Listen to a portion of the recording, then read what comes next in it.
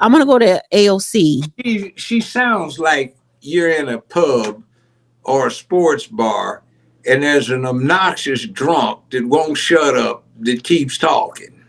Right. And who is, oh God.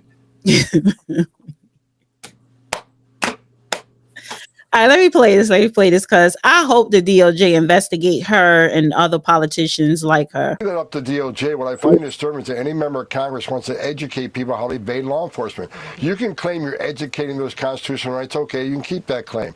But what she in fact is doing is telling people don't open your door, hide in your home, don't talk to ICE. We're talking about people who are in the country illegally, committed a crime, they're a public safety threat, they've been convicted of serious crime, and they've been ordered removed by a federal judge. So it's like AOC and others don't want ICE to enforce the laws that they enacted. She's a member of Congress. Let us enforce the laws you enacted. That's what we're supposed to do. You can't go after her. Do you think others should? No, I think I've asked DOJ, where's that line of impediment, of interference? Now, if someone stands in your way, prevents you from arresting somebody, put your hands on it, that's impediment.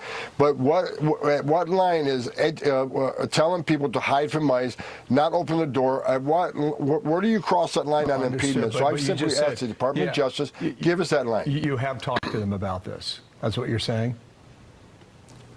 Absolutely. Wow. Oh, they can indict her. What she says on the House floor is one thing, but she's been parading around in her district saying the same thing. So you can't do that. It's called Title 8, Section 1324 et seq.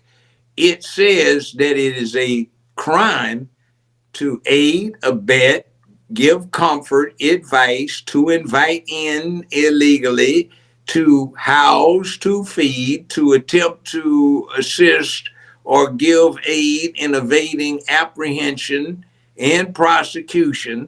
So all of these sanctuary cities are actually elements of a felony.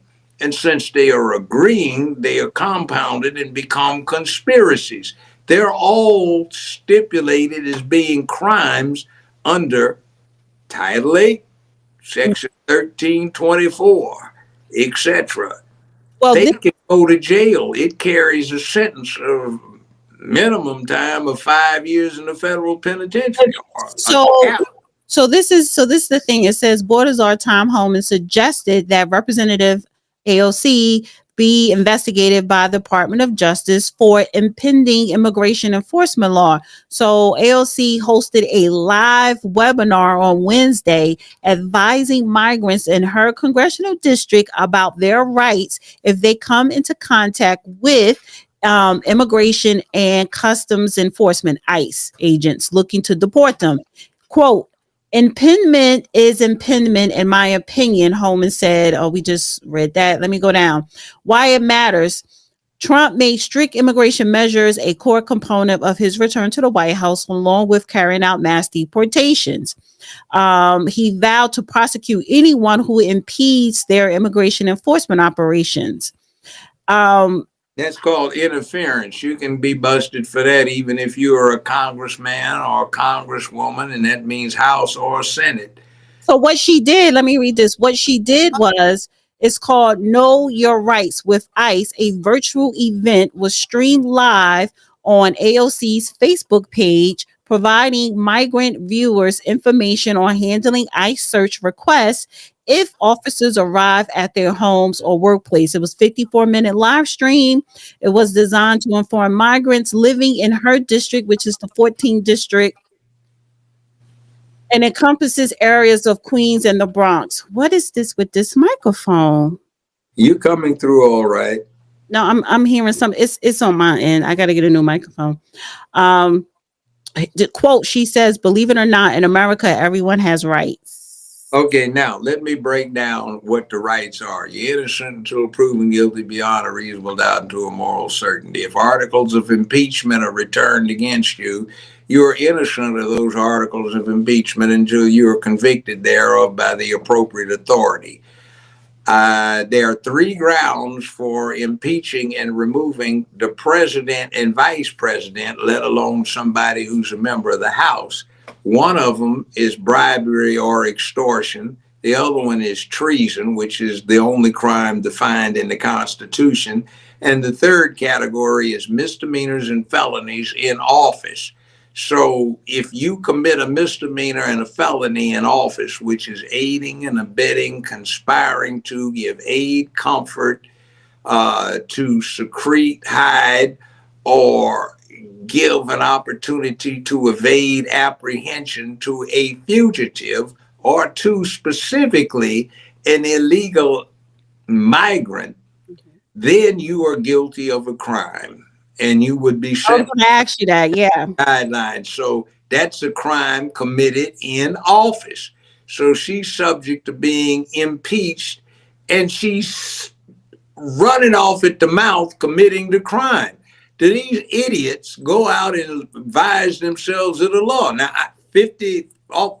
47 years ago, I broke into private practice when I had clients who were charged with harboring a fugitive, and I won all of the cases. And everybody's going, who is this new young lawyer in Memphis? So that's how I built up my thing. This is nothing new. It's not a new law. It's been the law for 60 some years. So here she is. This has been a felony. Title 8, United States Codes Annotated, Section 1324. And she's sitting here advocating, assisting, aiding and abetting, giving aid and comfort to people violating that law. It does not exempt you from your status. It specifically even says officials. So it's like, what the hell is wrong with these dummies? Whether it's somebody like this fool, a governor, a mayor, a chief of police, a sheriff, they all shoot their dumb mouths off, and they do the Fannie Willis routine of implicating themselves, incriminating themselves in criminal activity. I mean, it's absolutely amazing. And nobody is telling these idiots. See, you know what they've been relying upon? They've been breaking the law egregiously, but they've been relying upon prosecutorial discretion to not prosecute them. Now they have a new Attorney General of the United States, and every district is about to get, on Trump's authority, a new U.S. attorney for that district. All of these people are going to bite it. And see, all it takes, since it's federal, is somebody in some out area. I keep talking about Wesley Snipes. He did not deal with income tax evasion. He overpaid it, but he got indicted in a federal district that is located in an area where he never set foot. Look at Diddy. He got indicted up in New York. The search warrants were served in Florida and California. The alleged actions didn't even take place in New York. It's federal. You can get one of the many U.S. attorneys to say, I don't like these guys. Let me go after them. I'm going to submit these actions to a federal grand jury, and we'll see what goes on. And then the interesting thing is all of the people who've been pardoned, like the January 6th Congressional Committee, they no longer have Fifth Amendment protection from giving evidence. They can be compelled on pain of contempt and being locked up until they testify. I love that. Dana with the data.